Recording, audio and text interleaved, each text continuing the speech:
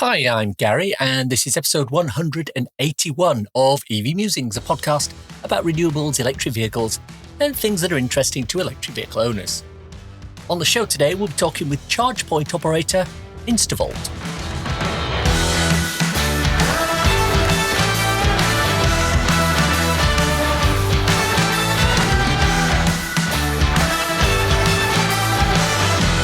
This season of the podcast is sponsored by ZapMap, the free-to-download app that helps EV drivers search, plan, and pay for their charging.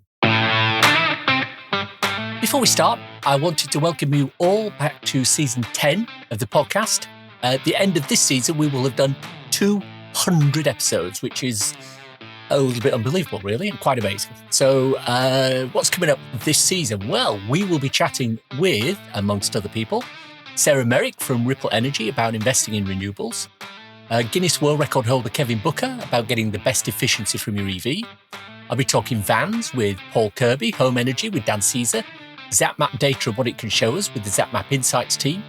And we'll be doing episodes on new charger installs, wireless charging, and hopefully a whole episode devoted to Tesla, where I'll be chatting with Will Feely, president of the Tesla Owners Club UK. I also want to let you know that I've got something quite interesting and special planned for the roundtable at the end of the season. I'm not going to say anything more at the moment because there's a lot of dominoes that have to align and fall before that happens. But stay tuned. Well, our main topic of discussion today is Instavolt. You remember a couple of seasons back we chatted with Ian Johnston from Motorway Charging, and at the end of the season before we chatted with James Kemi, Tom Hurst and Dee Humphreys from PodPoint, Fastned and GDPoint.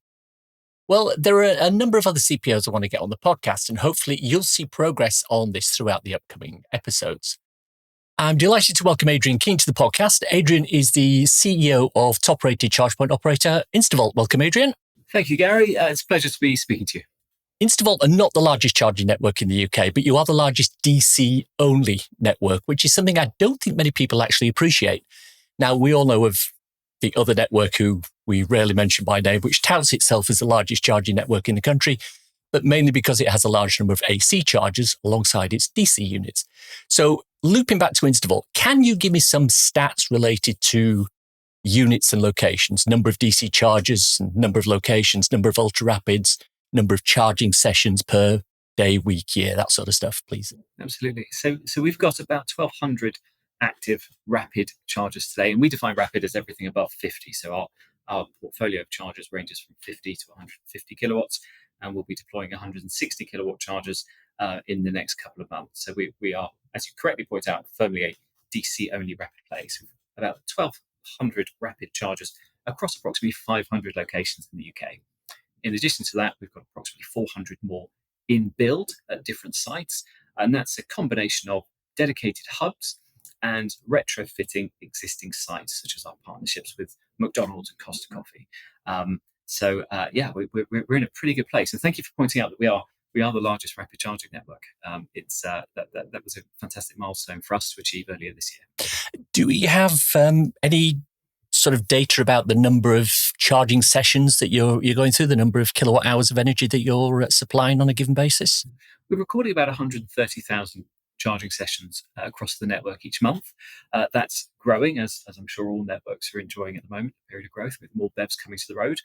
Kilowatt hours per charge per day, we're tracking to our plan, but you'll forgive me if that's a little bit commercially sensitive. That's fair enough. Now, I want to talk a little bit about locations. You mentioned there that you've got partnerships with places like McDonald's and Starbucks, Bannatyne's gyms, Booths, KFC, and you do, of course, have one of the largest rapid charging hubs in the country at Stroud Park in Banbury. So a couple of questions that arise from there. Given the explosive rate at which EVs are being purchased, is the double unit in a McDonald's car park still the right solution? So as we look forward to the rest of this year and beyond, we are essentially taking a two-pronged approach. So we think the idea of installing rapid chargers at existing sites with good amenities in great locations is absolutely relevant. But what we'll see over the next 12 months and beyond is a shift from ones and twos to fours and sixes as more cars come to the road. And our landlords, our partners who we work with, see the demand grow. Separate to that, we're pursuing a hub strategy. So you kindly mentioned the hub just off junction 11 of the M40 that we know as Stroud Park. It's a fantastic project, and that's given us confidence to go and build more hubs up and down the strategic road network adjacent to great amenities, or working with our partners to bring amenities onto those sites. One possible variation of that, of course, is bringing our own amenity brand to the market to serve those sites. So I think both approaches are right, and they each have their role to play. So we'll be pursuing both.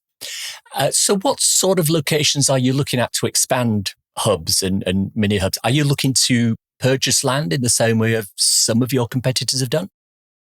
Yes, we are. So to date, most of our network is on land under long-term leases, but absolutely we're interested in pursuing acquisition opportunities. About 14 months ago, we were acquired by EQT, a large private equity fund. They're supportive of exploring that land ownership model. So we have the capital to do it, and as opportunities come along, we'll consider those. We'll also continue to pursue the lease model, and we're not having any difficulty securing very long lease terms, which is important to support the high capital cost of getting these sites off the ground. So let's talk hardware. Now, Instavolt famously started with the tritium units, then you went on to charge point hardware. You have some Alpatronics at Stroud Park in Banbury, but you seem to have settled now on the big grey BYD units for your current rollout. Talk to me a little bit about the philosophy behind the different hardware decisions. Sure. So when we set Instavolt up, there were a couple of things that were absolutely important to us, one of which was bringing contactless payment to the market and not being beholden to an app or an RFID card or an account. So we were looking for partners who would support that. Of course, that's become the industry standard now. We were groundbreaking, but we pursued that in 2017. So we were looking for hardware partners that would support our ambitions, as opposed to those who said, this is our product, take it or leave it. In a similar vein, we look for partners who support our ambition to introduce new features or to develop features with us, but also support us when things go wrong. And that's beyond simply having a stock of spare parts. It's about a team on the other side who will go through root cause analysis projects with us, who support any issues we raise and respond quickly. So BYD have been absolutely superb in all of that, because we have a very good reputation for reliability that we're very proud of. But part of that is down to the support we get from our hardware partners. So there are a number of factors why we settled on BYD. One, they work with us to introduce features and technologies we want. But two, they work with us around the reliability and the maintenance and serviceability of the products, which is really important to us. And three, you can't ignore the price point becomes of interest as well. This is a capital intensive business, and at scale, we have to be mindful of what we're paying for units. Now, I want to come back to a couple of points that you talked about there. I want to come back to contactless payment. I want to come back to reliability, but just clarify something for me that I heard. Now, this could be a scurrilous rumor, and if you want to shoot it down, that's fine. The early rollout of the charge point units was hailed as fairly revolutionary because it was one of the first opportunities where you could take two separate chargers and link them together so that if one of the chargers wasn't being used, you could get double the power on the one that was being used. Now, the rumor that I heard is that would only happen if the two chargers had a specific cable connected, but not all of the units were actually connected that way. Is that accurate or not? Yes, that's correct. So you're absolutely right. These are two units that start life as 50 kilowatts each. They can be joined on the DC side to share a combined output of 125 kilowatts. So we had a number of those chargers in our network, and since about March of this year, we've been going through a project to pair more of those units up to essentially speed up that network, give greater service to customers. We're going through that process now, and then we're updating our app and our social media feeds to inform customers which units are being paired. So you're absolutely right, and we're going through a process to join them all together at the moment. Of course, it requires pairs of chargers, so units of two. So the old single charger site that we've got will remain as it is, a 50 kilowatt charger. Now, Instavolt regularly rank amongst the top few charge point operators when it comes to customer satisfaction. Units rarely out of order, charge speeds are usually as advertised, connections are usually done quickly. Now, if I contrast that with many of the other CPOs, it seems as if you found some sort of secret sauce for reliability. I mean, what is it? I mean, you use the same hardware as other CPOs, so it's not that. Why do you seem to have better reliability than all the others? I think it's a couple of really simple things that are easy to overlook. Um, in a world where we're always excited about the next big thing or the next big technological breakthrough, um, our DNA, our discipline within the business is about doing the basics right. And that goes right the way through the business, including the O&M operations and maintenance team. So a couple of decisions we made early on that certainly in 2016-17 were groundbreaking and in many cases still are, is first of all, we'd have a 24/7 call center. So whatever time of day customers would have somebody to call, whether it was for some help or if there was an issue with the charger. But perhaps more importantly than that, the decision from day one, even when we had just 2 chargers in the ground, was to self-deliver our maintenance function. So we're not beholden to any third-party service level agreements. The maintenance function is performed by our team of engineers roaming around the country. We've got a very healthy, well-funded team. I say healthy in terms of people, so that if there is an issue, we can direct an engineer to that site really, really quickly to get a charger back online. Because we have high reliability, but these are complicated bits of kit. Things do go wrong. It's how we respond to them that's given us our reputation. To support that, we've got a fully stocked warehouse full of spare parts and even spare units. So in the worst case, we can swap a unit out, have a charger back on, often same day. So as long as we never lose sight of the basics, I think we'll do really well on the reliability piece. And first and foremost, that's what customers need right now. They need confidence in public charging to make that shift to electrification. So I think it's something that would be easy to outsource, but it's worth the effort to self-deliver it. And the team downstairs in Basingstoke HQ do an incredible job of that. So talk to me then about contactless payment, because I think that plays into the reliability a lot. Everyone is mandated to have it. Some charge point operators have not yet done it. Everyone is using tech, which for the most part is third-party add-on units. A lot of the hardware that you use already has this built in. And those that don't, such as the BYD units, tend to have the nice little mini canopy over the reader to protect it. Why is card reader a failure point for so many charge point operators? And how have you overcome that issue? I think the realization when we introduced this, crikey, 5 or 6 years ago, it's really difficult to do. And it's, again, back in 2017, it was something that the payment processing companies hadn't tackled, they hadn't thought to tackle. There are similarities to unattended payments, such as in car parks, but the flow of information and security required was quite new, and I think it was difficult, and it's reasonably expensive to do. So the easier fallback was the RFID online account option. So for us, it was important we did it. We thought that was absolutely what was necessary to make EV charging as easy as possible. But it was a challenge. It took a good few months to get sorted. I think everybody else realised that's the way to go, and most have caught up. But you're right, a couple are still struggling to do that. Whether that's through technical challenges or the cost to do it, I couldn't comment. But for us, it was something that defined us and still does today.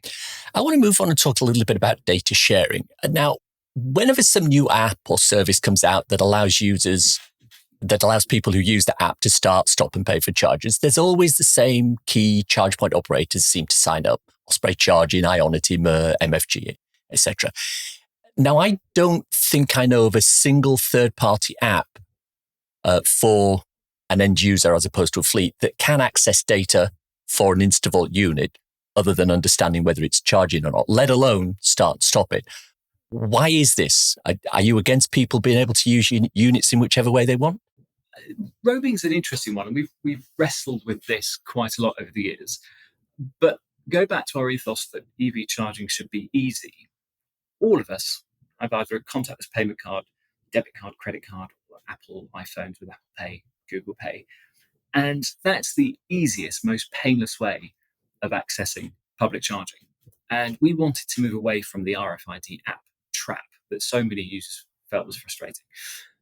The natural extension of contactless payment was to ask the question, well, why do we need to roam? And having that direct relationship with the customer is really important to us, because if Instavolt is accessible through a third-party service, we can't necessarily control the quality of that. Now, the market's moving around in this respect, and we'll continue to monitor it. So we adopt a never say never approach. I think it would be silly to completely rule ourselves out. Certainly today, we see no need to sign up to all of the roaming networks, because we want to be in complete control of the experience that we do offer to consumers. You made an important distinction between consumers and fleets when you asked the question, and I think it's slightly different for fleets. They need an easier product that does require, if you think back to the old diesel and petrol fuel cards, one card that is more accessible. So I think we've taken a slightly softer approach to fleets, and to that end, we work with MENA, a good partner of ours, to make our network accessible to fleet customers. And is there a I mean, I know you said never say never again, but the experience of fleet users leads you to believe that you still have control over the data that you're, or the experience that the user encounters. Is that something that you would look at expanding out to a day-to-day end user rather than a fleet user? Yes and no. Look, we'll continue to monitor it and see where the market goes with this. There's certainly no plan today to open up en masse toward roaming networks. There's one particular product we get asked to join an awful lot on social media, and we'll always keep anything that's demanded, and there's lots of customer questions about. Of course, we'll go and look at and see if there's a good fit with Instavolt. So you're right, never say never, but I'm afraid we're not going to be signing up to all of the roaming platforms just yet. Let's talk pricing. Now, your pricing methodology, you're in what I would call the higher band of tariffs in terms of the amount that you actually charge for a standard end user. It's getting remarkably close to the point where it can be cheaper to run a diesel car than an EV on tariffs such as yours and the other ones that are, within a few pence of you at that end of the market. How do you determine the pricing? Do you buy energy in advance and hedge, or what? Now, I appreciate you can't talk specifically about charging and how it impacts other CPOs, but can you talk sort of generally about the pricing strategy? Okay, so there's lots of facets to that question. Maybe if I could try and pick them off one at a time. The comparison to petrol and diesel is an interesting one. And of course, that will play a part in drivers' decisions to make the switch to electric. We're very mindful of that, and we try and monitor and track those prices. There is, of course, the old idea that driving an electric car is really cheap. And that goes back to the old initial marketing campaigns of cars as early as the Nissan Leaf, where driving was a penny a mile, 2 pence a mile, which was pointing to overnight tariffs at the time. Actually, we need to be driving EV cars to save the planet, not necessarily with an eye on cost. Now, of course, having an eye on cost is going to be important to encourage drivers to make the shift. But this is a clean mode of transport, not necessarily a materially cheaper one. But let's park that. That's just something that I like to make the point of, because some people believe it should be cheap because of all the free charging tariffs that used to exist. Let's go back 12 months, of course, to what happened last spring and the uncertainty of certain world actions that led energy prices to absolutely spike. All businesses got hit by that. And as a result of that, you saw most charging networks have to put their price up. Not just the unit rate of charging, or the unit rate of power, but also the costs that CPOs bear to maintain those independent power supplies. So at home, you and I will pay a standing charge. Businesses also pay a capacity charge. And all of those costs have gone up in addition to the price of the unit price of electricity. Load on top of that the inflationary impacts, salary increases, the general cost of buying goods to support the business. We have fairly material overheads that we need to manage. And this has to survive as a profitable business. So we've tried to set our price point where EV charging is indeed competitive, but we can afford to generate an income that will fuel the future expansion of the network. You mentioned we're amongst the higher price CPOs. We don't see it that way. We track the rapid charging players, all the key networks, and most of them are sitting in that 70s pence per kilowatt hour pricing bracket. Certainly one competitive network put their price up to 69 pence this morning, but most networks are in the 70s. We sit firmly in the middle at about 75 pence per kilowatt hour, with some of the other networks in the high 70s, a couple of cheaper ones. So there's a spread. I think we're seeing that spread tighten up as the industry becomes more competitive. But there is a premium to pay for public rapid charging because of the amount of support needed to deliver that service. So it's an interesting one where pricing goes. Obviously, we're starting to see some stability at long last in the energy market, but businesses aren't yet necessarily seeing the benefit of that. The whole topic of pricing is it's one of those that's very emotive, I think. And I think what a lot of people do is they look and they say, right, we've got the 75s, the 78s, the 79 pence a kilowatt hour people. But there's also people who are working in the same space. They're high, ultra rapid charging, and they're down at a considerable discount to you. And I think the issue that people want to understand is if everybody's priced at the same, like petrol stations, give or take a couple of pence, they're all about the same price. Why is there such a big spread across the different charge point operators? And why can't you take advantage of some of the things that other ones are doing and drop your price a little bit? So I as I said, I think that's the spread is tightening up a little bit with most networks in a fairly tight band. You have some outliers. So ChargePoint Scotland is famously one of the last heavily subsidised networks. But even as they're beginning to see scale through their network and more utilisation, they're having to introduce more commercial rates of charging. So we're seeing that crawl up as well. I'm not picking on particular CPOs, but I know PodPoint have always been at a slightly lower price point. And we're seeing that crawl up as well. So I think the spread is much tighter than you perhaps suggested in the question. We're all facing really the same challenges and cost pressures. There are, of course, some subsidised charging points out there still, but it's only a matter of time before that's unsustainable. We have to move to a fully commercial model. And you're right, it is a highly emotive subject. We try not to put prices up any more than we have to. But we've been through, frankly, a year that nobody thought we'd be going through with inflationary pressures and energy price increases. And we've tried to pass on the absolute minimum increases to consumers as we've done so. The one bit about public pricing that I think frustrates industry is, of course, the government's position around VAT, whereby if you buy power at home, you pay VAT at 5%. Public charging is taxed at 20% VAT. So there's a lot of interest at the moment in making that fairer, because if you don't have off-road parking, you are subject to the higher rate of VAT by default because you have to rely on public charging. So it'd be interesting to see if government listens to the concerns of industry in that respect. If we see that drop in VAT, then of course I expect all networks will be passing that saving on to consumers. So from an individual charging perspective on any given charging session, does Instavolt make a profit on that? So Instavolt makes a profit on the per unit of electricity it sells. And then on top of that, so if you buy a kilowatt hour of power from Instavolt, then we make a profit on that kilowatt hour of power. But then, and again, similar for most CPOs, we will have fixed costs associated to that site. Part of that might be the rent we pay the landlord, the standing charge, the capacity charge to maintain that electricity supply, software licenses to the platforms that we use to support the service. So there is a fixed cost at a site level that we first need to cover. Then we've got our corporate overheads. And at that point, we start to make profit as a business. We're not there yet. We're profitable at a charge level, but we've got a substantial overhead that we have to fund as well. And then, of course, we want to be in a position where we're generating cash to fund the future rollout of the charging network. From what I see in the industry, I think most CPOs are broadly in a similar position to us. We're all enjoying the same, or at the same point of growth as businesses. Now, on pricing, I know there are a number of upcoming developments that might be interesting. So let's go through these and see what we think of what the Instavolt position might be. Overstay fees. I think if you choose your sites correctly, the challenge of overstay greatly reduces. So if you're in a food and beverage site where the natural dwell time is probably 30 minutes, if not slightly less, that's a good fit to rapid charging because drivers will move on.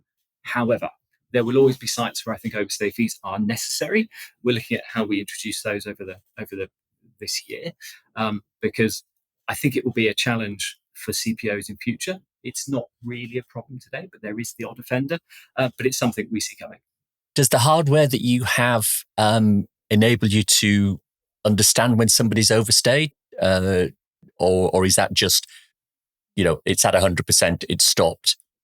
No, actually, let me rephrase that question. How do you determine whether somebody has overstayed at a particular location? Well, there are a few ways we could do it. You could simply create rules. So if you get to 100% and you then hang around for more than 20 minutes, say, then we could impose additional charges. You could certainly consider options whereby if you get to 90%, bearing in mind that that last bit of charging takes that much more time, you could cease charging, encourage drivers to move on. You could put a fixed time limit on it, which we don't necessarily think is right. So the software and hardware can solve most of the problems. You just have to dictate what rule you feed into the system. And we're probably not there yet as an industry to understand what's right. There are some overstay fees at the moment that I'm not. I like the direction of travel because it encourages the right behaviour for public charging. I'm not quite sure it works, but let's see how that plays out. But I think it's necessary in certain locations. So the next one then is time of day pricing. There are a number of CPOs in the market who've taken the opinion that they're either going to reduce the price for anybody who charges sort of overnight, so cheaper off-peak pricing, or they're increasing the price for those who want to charge at peak times. Are any of those options something that Instavolt will consider? Yes, we're looking at time of day pricing at the moment. Really, it's not something we can easily or quickly introduce, but again, we see that's a good way of spreading the demand for chargers, because we're all, I say us, as CPOs, we're putting quite chunky sums of capital into the ground, and we want to maximise the utilisation of those chargers. If we can use pricing to spread some of that demand, then that's only a good thing. So we're looking at how we might do that. My note of caution is right now, drivers need confidence to charge in public. Simple, transparent pricing that drivers can understand, I think, is where we need to be today. But again, to answer your question, yes, we're supportive of that as we look to the future. Spot pricing, picking a wholesale price at the point of charge, adding some sort of an uplift to that. I know I've chatted with a number of CPOs who say they might consider that. Is that something that might be on your radar? It's something we talk about. Are you drawing a parallel to how petrol and diesel pricing currently works, where it moves up and down with the price of the market? Because if so, I think maybe again that's a long-term position for the industry. It's not something we're looking at as eagerly as the two topics we've just discussed, but it's certainly been raised around our boardroom table a couple of times, whether that's the direction of travel. Probably the jury's a little bit more out on that, but it would be interesting to see where the market goes.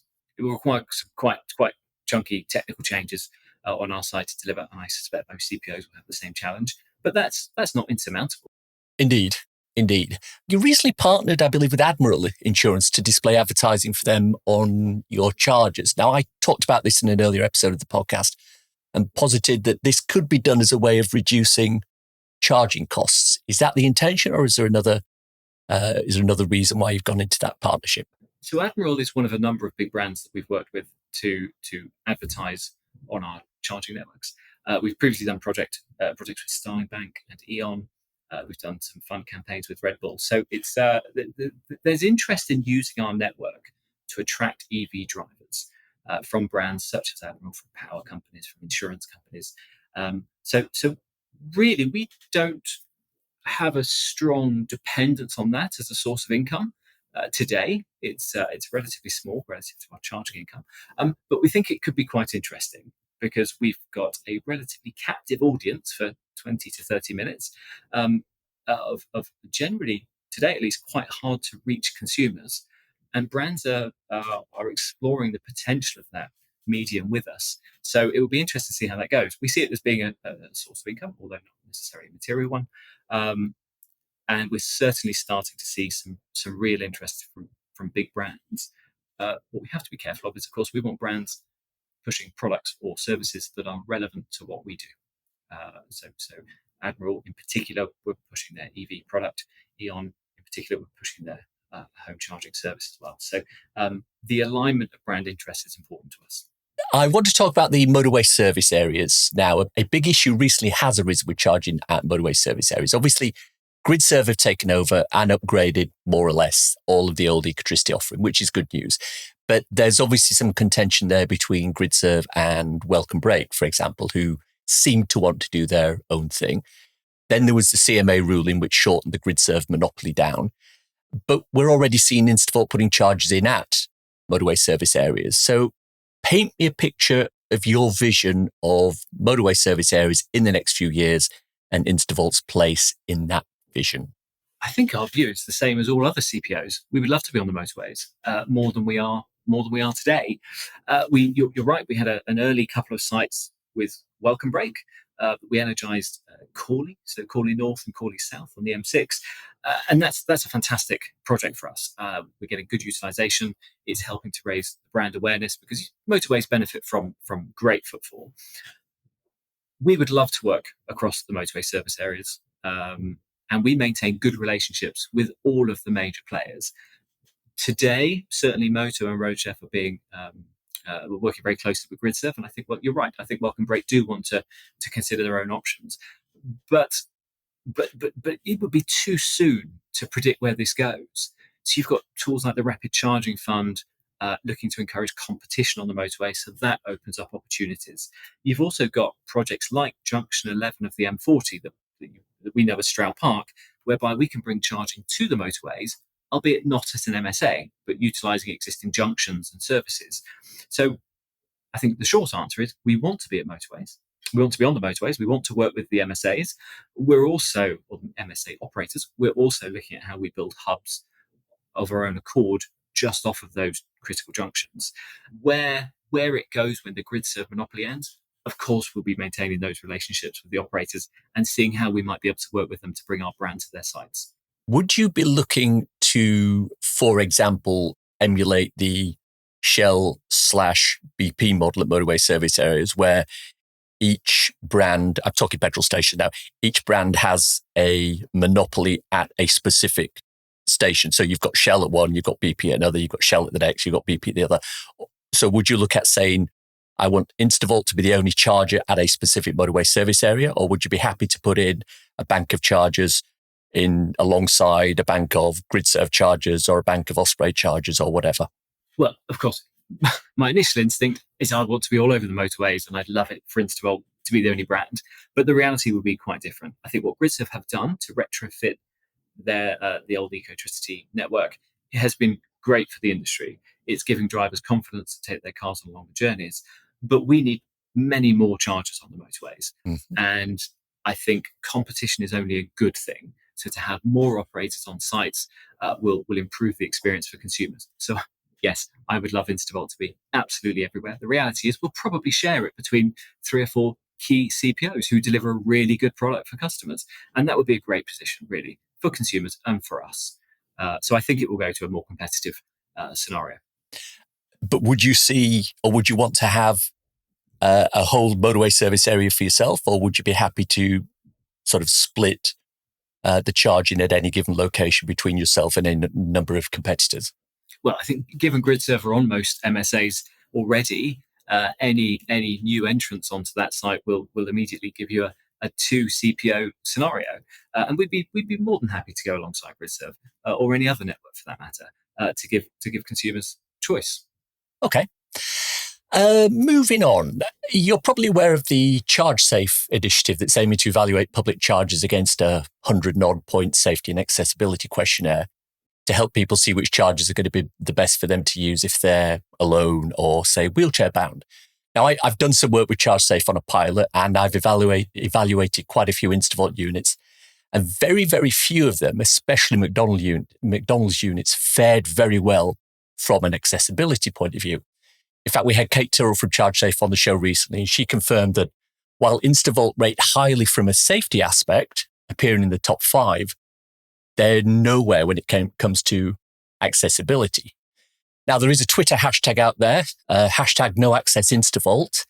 Are you aware of that? The general consensus seems to be that you're ignoring the needs of people with accessibility issues. How accurate do you think that is? What's your response to that? So we are aware of that. We are aware of that. And we've engaged with a number of members of the public and government and organisations such as Motability over the last 12 months to figure out what improvements we can make.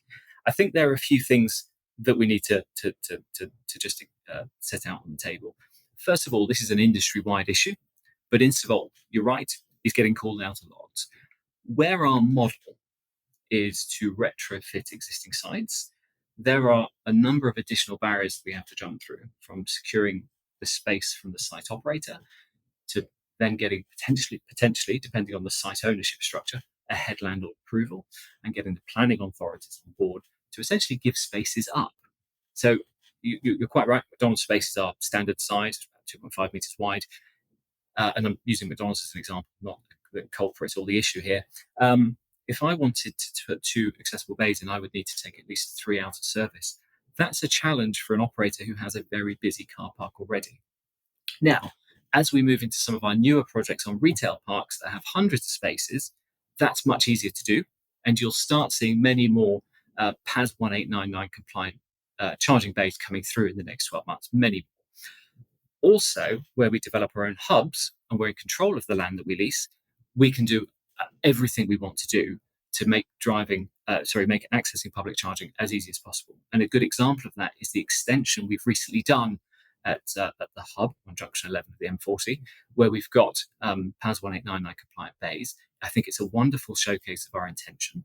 So we certainly have a lot of many more accessible bays coming through that development, coming through that pipeline. But there will always be some challenges on more space-constrained sites. That's unfortunately a product of our business model. Now, as we look forward, and this becomes a bigger topic, we're raising this with all of our landlords to see what we can do on future sites and also retrofit opportunities. So I think we're making great progress. We're not at perfection. We accept that. There's an awful lot more to do.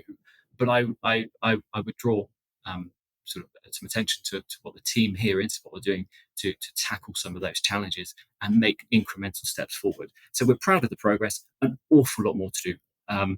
But the comment of, are we ignoring users? Of course we're not ignoring users. I wouldn't want that to be my legacy. Fair enough.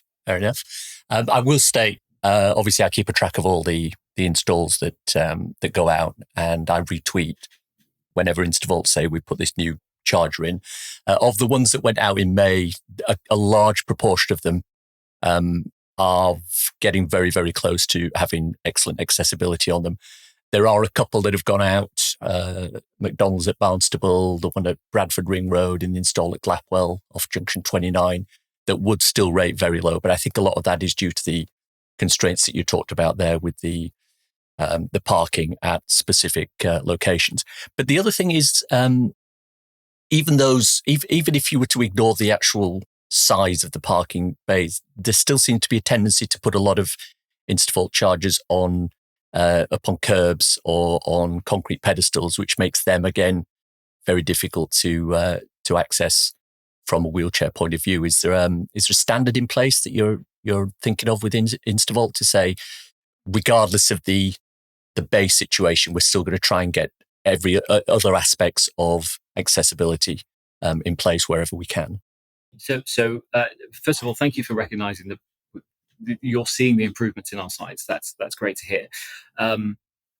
Some of the sites that we're installing and energizing now might be from through the planning and design process from many months ago, where we weren't able to make all of the changes. But going forward, you mentioned drop curbs as something we should be doing. You're absolutely right, and that's implemented in all future designs where possible, which is the vast majority, if not all. So we will continue to make whatever changes we can going forward. If we can't get a wide enough bay, for example, it doesn't mean we're just going to throw our hands in the air and give up on a site. We'll do everything we can to improve on that. And drop bays is part of that. Clear signage is part of that. With our new 160 kilowatt chargers, we have the screen at a more accessible height. We've got cable supports that we'll be deploying. So everything we can do, we will. There will just be some challenges around the retrofit one. But I think what's great is the landlords we're talking to can now see this. It's obviously a topic that gets a lot of attention, quite rightly so. And some of those challenges will start to be eased and overcome over the coming months and years. And look, I think the direction of travel is great. More to be done, but I'm pleased with the progress so far. Now, you mentioned there that there are a couple of the ones that have gone live recently. Some of them may have been in planning stages for a while, or there could have been other delays there. One of the issues that I know and a lot of other charge point operators are encountering are DNO issues. Are there any Are there a number of sites that you've got that are ready to go that can't because you're not being able to get the power authorised from the DNO? By and large, no, because we won't sign the contract. We won't bind ourselves to a site if we can't build it. But of course, there are timing challenges here. So we may be able to get the power on a site to confirm today, but it requires reinforcement works that might take a couple of years. The DNOs generally, in our experience, aren't as bad as the industry has made out in the past. Maybe part of that is because we have a number of engineers in-house who are ex-DNO and they understand how it works. They understand who to go to when there are challenges. And we try and work with the DNOs in a very collaborative manner.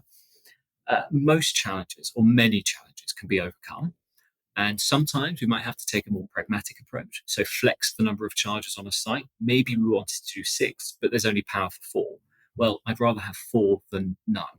So I wouldn't cite the DNOs as being a huge barrier. As long as you work with them and understand how the network's put together, we can overcome many of the challenges in a collaborative way. So of the site in build, we're not building chargers if there's uncertainty around the connection. But sometimes we just have to wait 3, 6, maybe even 9 months to be able to get the power to the site. But we know it's coming. I think it would be a dangerous game to start signing projects when there's so much uncertainty around the power. That makes absolute sense. Moving on, I attended the ITT Hub event in Farnborough recently, and it really brought home to me some of the challenges that fleets and large vehicles are going to have charging on the current public network. Now, you're the first charge point operator that I've chatted with since that visit, so you're the first to get this question. What are Instavolt doing to improve charging for bigger vans and larger trucks? I mean, current charge bays are too small, too close together, or height restricted. There's a move to decarbonize vans and trucks, and many of them need en route charging. How do you plan to play into this? Yes, good question. So probably two aspects of that to tackle. One is working with fleet fuel cards. I say that in inverted commas, fuel card providers, to make our network accessible to fleets. I think that's number one concern for fleet administrators is if they're going to switch their fleet to electric, how do they charge in public? So we're talking to many fleets and fuel card products to make that more possible. But to your question around space, and you're quite right, a large 3.5 ton van will struggle in a traditional space. This is where our hub strategy comes into play, where we can take an acre, 2 acres of land and develop it as we see fit, which does allow us to provide longer bays for certain vans, everything we need to deliver accessibility, bespoke amenities, turning circles that work for even longer vehicles. So we're pretty excited about that aspect of our hub strategy, being able to serve not consumers, fleet vehicles that have a need that broadly industry has ignored up to this point.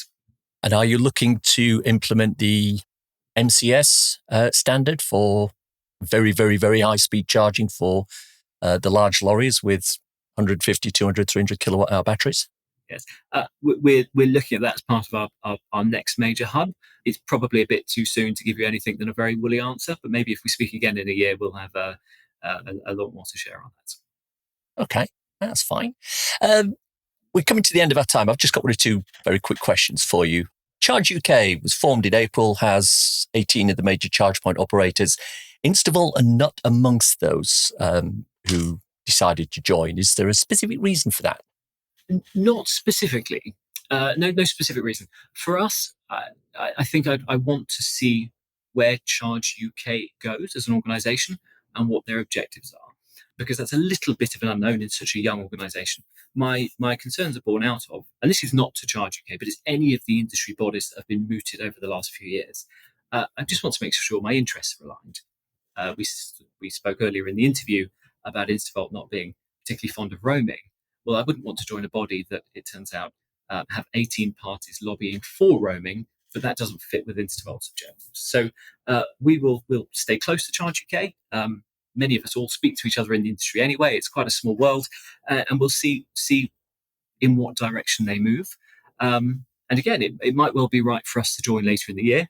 It might be something we just take a watching brief on. So there's no particular reason other than just making sure interests are aligned. I've got one final question here. It's I don't know whether it's one you're going to be able to answer, but I'll ask it anyway. I was chatting with someone at an Instavolt charger recently.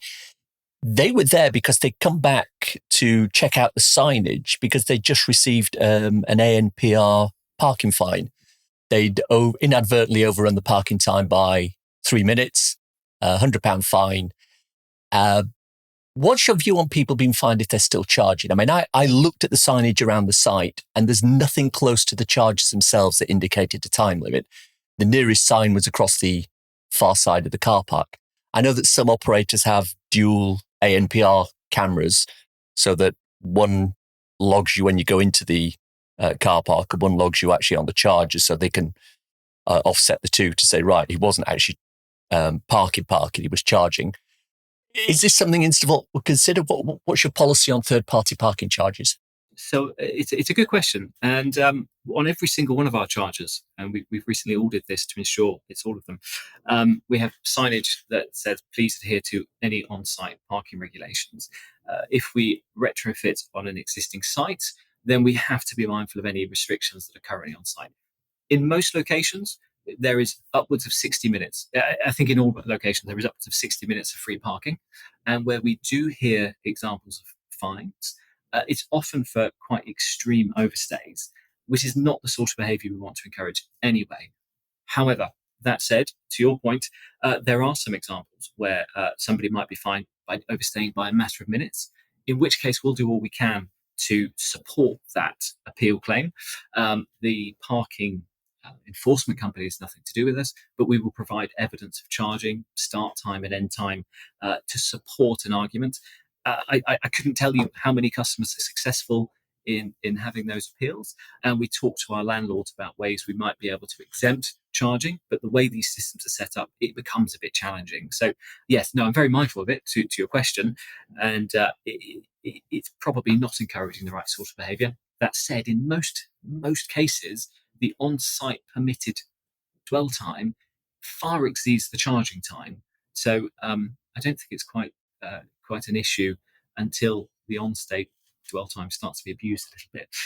That might be a slightly inflammatory comment, but what we want to see happen, and other drivers want to see happen, is drivers charge their car and then move on. But there will always be circumstances that make that challenging. I think that's a great place to bring things to a close, I think. Adrian Keene, many thanks for your time today. Thank you, Gary. It's lovely to talk to you. A couple of takeaways from this discussion. One of the key ways that Instavolt managed to keep a better reliability record than a number of other charge point operators is through the choosing of the right hardware, having in-house maintenance teams rather than third-party, and keeping warehouses full of parts to replace ones that need replacing. They also decided to solve the contactless issue back in 2017 when they started installing their chargers. Rather than default to RFID cards, they went 100% contactless and sweated to make it work. And that's paying dividends now. Secondly, similarly to many other charge point operators, Instavolt make a profit margin on every kilowatt hour of electricity sold. And that's a fixed margin per kilowatt hour and doesn't include the fixed costs of delivery, such as landlord payments, capacity payments to the energy companies, license fees, etc. Remember, they have an amount of buying power for electricity, but they won't be able to source their energy at the same price as, say, Octopus Go customers do with their cheap overnight rate. Thirdly, motorway service areas will figure in future development plans for Instavolt. At the moment, this could be through a connection with Welcome Break, and when the GridServe monopoly finishes, Instavolt could see themselves sitting alongside GridServe or Osprey charging units at your nearest MSA. Since we did this recording, the Public Charge Point Regulations 2023 have been released. These mandate that within 2 years of the regulations being implemented, all charge point operators must allow roaming on their networks. Adrian quite clearly said that this isn't something they do now, although they will continue to monitor it and have adopted a never say never approach. I contacted him to see if he had any comments about what these regulations will mean to Instavolt, and he told me, quote, "We are roaming for the purposes of fleets with All-Star cards and MENA, and one other shortly to be announced. We believe this satisfies the requirements. We will, of course, respond to legislation as it becomes a requirement to do so, and will choose our partners carefully at that time." End quote. Finally, accessibility of chargers. A lot of the design issues with current Instavolt chargers are linked to the constraints imposed upon them by the landlords. For example, it's not easy to get additional parking spaces at a McDonald's or Costa Coffee outlet when they're in such high demand. If you've ever tried to find parking at McDonald's at lunchtime, you'll appreciate the issue. But it has to be said in fairness that newer designs are being implemented with more accessible features wherever possible. Adrian mentioned drop curbs, lower screens, better signage as typical examples, even if they're being limited on bay size due to third-party requirements. Many thanks to Adrian for his time. After we stopped recording, he did let me into some future plans that Instavolt have. They're not ready for public consumption just yet, but when they all pan out, I'd love to have him back on to chat about those.